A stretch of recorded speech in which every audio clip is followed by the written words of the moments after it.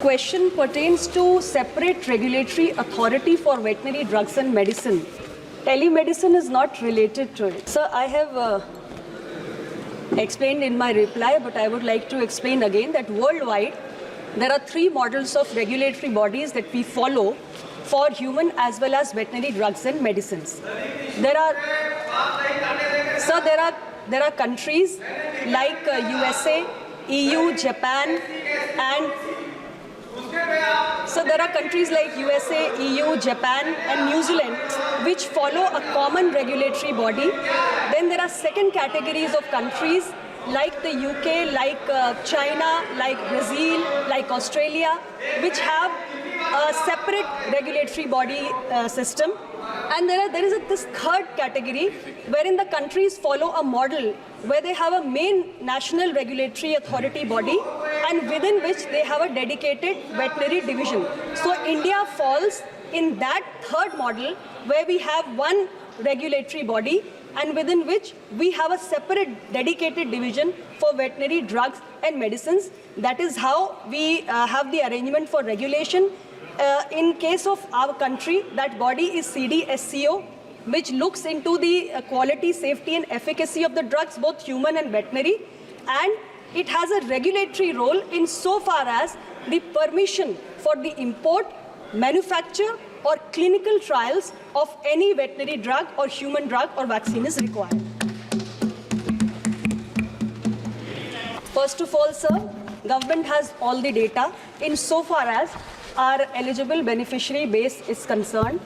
We are covering bottom 40% population under this scheme. And disability, because the question pertains to disability, sir, I would like to first apprise the House through you and the Honourable Member, sir, that when we talk about the beneficiary base of PMJ, where do we derive the beneficiaries from? We derive it from the SEC data, we derive it from the RSBY, and we derive it from NFSA. Sir, under SEC data, we have three criteria. One is the automatic allocation category. Second is the deprivation criteria for the rural areas under which D1, D2, D3, D4. If you go to D4, that is specifically for the disabled. So that criteria is disabled member and no able-bodied adult member. So disabled members or disabled persons under SEC have been included in this PMJ scheme. Also, sir, under NFSA, we have a criteria under which the Antyodaya Ann Yojana households also specify that disability will be the common inclusion criteria for the identification of priority household. Disabled persons who are heading a household which has no societal support or an assured means of subsistence, or disabled person himself who does not have a societal support or assured means of subsistence, they are also included under PMJ. So disabled members are included in different ways under these schemes, but we don't maintain a central repository of only the disabled members, but we have an overall figure which reflects how many people we are covering under this scheme.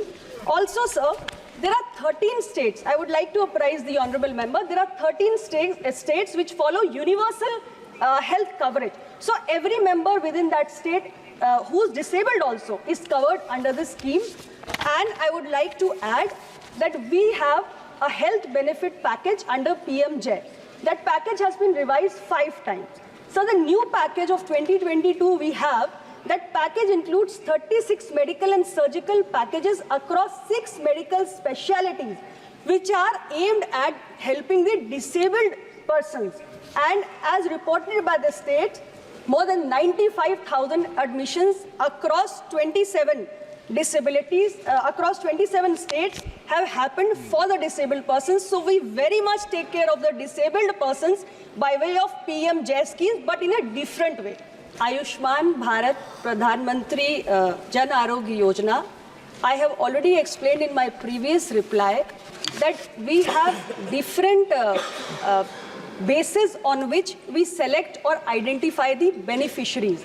We don't maintain a separate data for SC, ST, but if you go to the criteria that we have chosen under PMJ in the rural areas as well as in the urban areas. Rural areas, we have deprivation criteria. Urban areas, we have occupational criteria. And there are certain categories of automatic allocation. Sir, I don't want to go into the details of every category. It will take time. But mostly, it is the marginalized and vulnerable section of the society who are also SC/STs who are benefited because of this criteria majorly under this scheme. ఇప్పుడు operation లేకుండానే మోకాళ్లకు plasma treatment. మీ orthopaedic సమస్యలన్నిటికీ robotic technology ద్వారా తక్కువ ఖర్చుతో శాశ్వత పరిష్కారం. Free consultation. ప్రతి treatment పై 20% discount. ఈ ఆఫర్ కొద్ది రోజులు మాత్రమే. త్వరపడండి. V9 hospitals 9281465842.